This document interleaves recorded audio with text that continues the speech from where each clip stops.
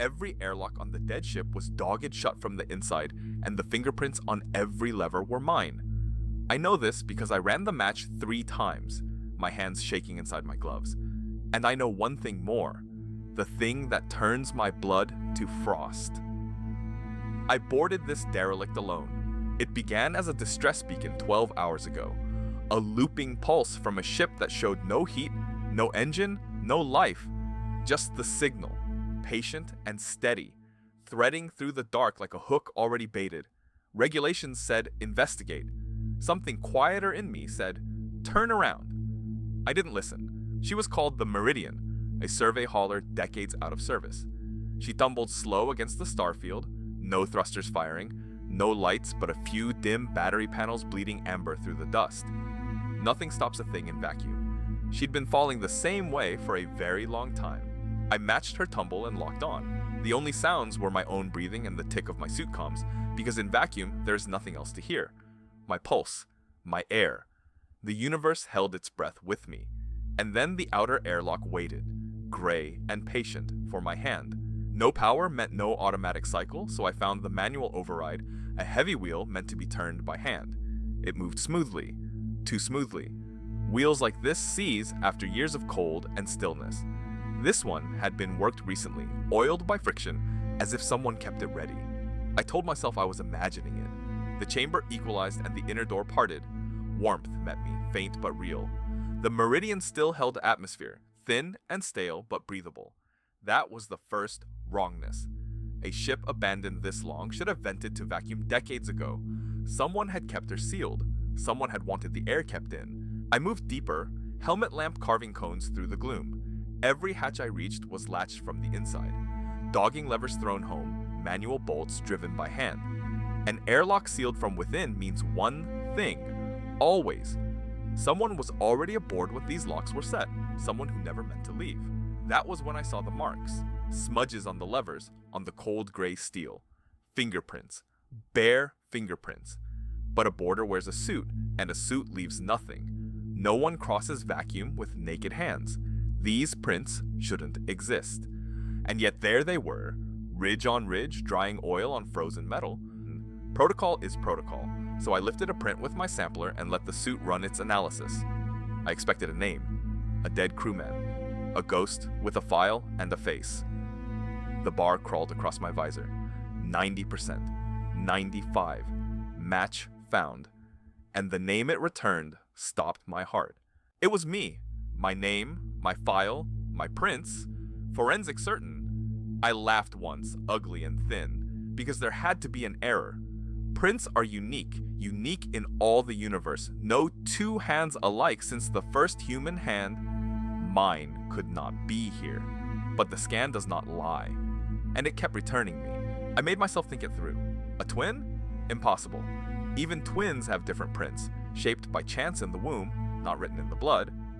A clone then? No. A copy would share my face, my code, never these exact ridges. Prints aren't inherited. They aren't copied. They belong to one body only. To mine, which left the answer I couldn't hold. Not another. Me. This exact person. This exact hand. Present on this ship before I ever arrived. I had sealed these locks myself. I had pressed my bare fingers to this cold steel, and I remembered none of it. My own body knew a truth my mind had never held. I followed the wiring to the source of the signal, a small compartment where a battery panel still glowed. The beacon looped there, feeding on the last of the ship's dying power. A call for help, I'd assumed. But standing over it now, I understood it differently. It wasn't a cry. It was a lure. Because who answers a beacon like this? Only someone close enough, cleared enough, curious enough. Only someone whose ship could reach her tumble. The signal wasn't broadcasting to the void. It had been waiting all these years for one specific arrival. Tuned, somehow, to whoever was always going to come, to me. I pried into the ship's dead memory and found one fragment left. A single log entry, time-stamped in a year I had not yet lived. My voice on the recording, hoarse and calm. Seal them from the inside, it said. All of them. He'll need to find it done. He won't remember doing it. I did not breathe. A loop. That was the shape of it. I had come here before, or I would come again, and I had left instructions for the self who forgot. Sealing the ship, laying my prints like breadcrumbs for a mind wiped clean. But a loop has no beginning, no first time, only the turning, only the return. The compartment felt colder now, though nothing had changed. Cold moves slow in a ship, radiating away by degrees, never sudden. But dread doesn't obey physics. It seizes fast. I wanted out. I wanted my pod, my stars, my ordinary sky. I turned back toward the airlock I had entered through, and I stopped. The outer airlock was shut, dogged from the inside. I had left it open. I was certain I had left it open. I crossed to it and gripped the lever, and there, glistening under my lamp, was a fresh print. Wet. Recent. Mine. Set while I stood 20 meters away, doing nothing at all. I hauled at the override wheel. It wouldn't turn. Locked, from a side I couldn't reach, by a hand I couldn't see. Or by mine, in a moment I hadn't lived yet. My breath roared in my helmet, the only sound in a soundless world. The ship was closing me in the way I had closed in everyone before. And then I understood the atmosphere, the kept air. Not for me, for the ones who came before me and stayed, every crewman the beacon had ever answered, every self who boarded alone and never left. The Meridian didn't drift empty. She was full. She had always been full. And now she had room for one more. I could pound the locks until my air ran out.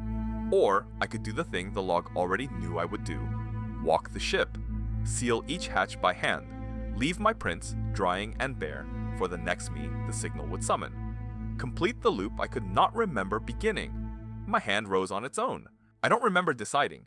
I only remember the levers, one after another, cold under fingers I had somehow bared to the vacuum air, the dogging bolts sliding home, the quiet certainty settling over me like the ship's stale warmth.